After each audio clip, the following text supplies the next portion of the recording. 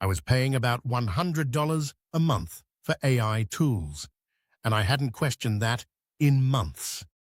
As solo operators, we talk constantly about growth.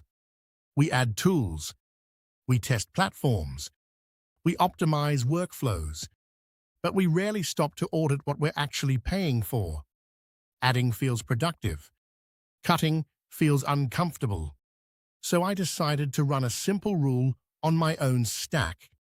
If I can't clearly explain why I'm paying for a tool in one sentence, I shouldn't be paying for it. That was the rule, and one of my subscriptions failed immediately. If you're building solo and trying to run lean, this channel is about leverage, not hype. Consider subscribing. I originally subscribed to Gemini because I use Gmail and the Google ecosystem heavily. At the time, I wasn't using AI much, and I assumed tighter integration would make it more useful in daily work. And to be fair, it worked. It generated responses. It summarized content. It integrated well with the tools I already use.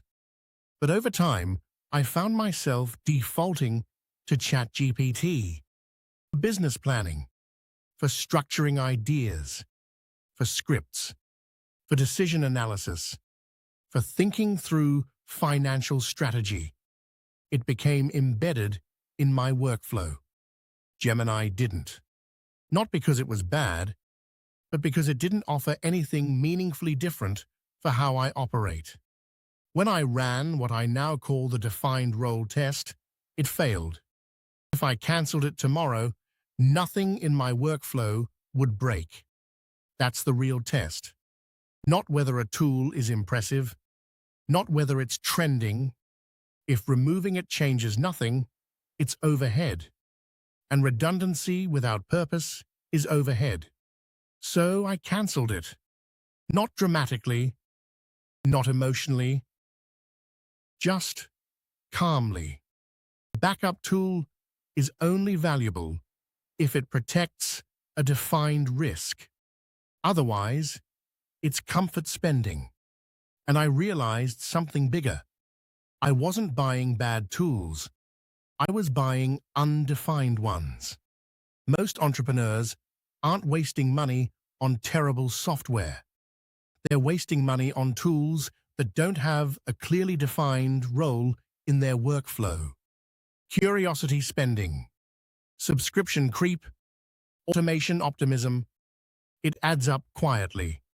Now here's the part most people miss. When I cut a subscription, I don't treat it like extra money.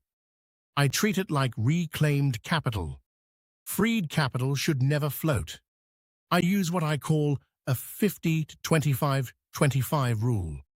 Half goes to life, enjoyment, experiences, preventing burnout. Growth without enjoyment eventually collapses. 25% goes to growth. That can be investment or education. If I grow, the business grows. The final 25% strengthens the safety net. Because discipline isn't just about building upside, it's about reducing downside. This wasn't about saving $20. It was about alignment. We buy AI tools for leverage, not for comfort. If a tool isn't saving you time, increasing revenue, or replacing labor, it's overhead. Audit your stack. Run the defined role test. And cut what doesn't earn its place. In the next video, I'll show you the exact AI stack I actually use daily and why it's smaller than you think.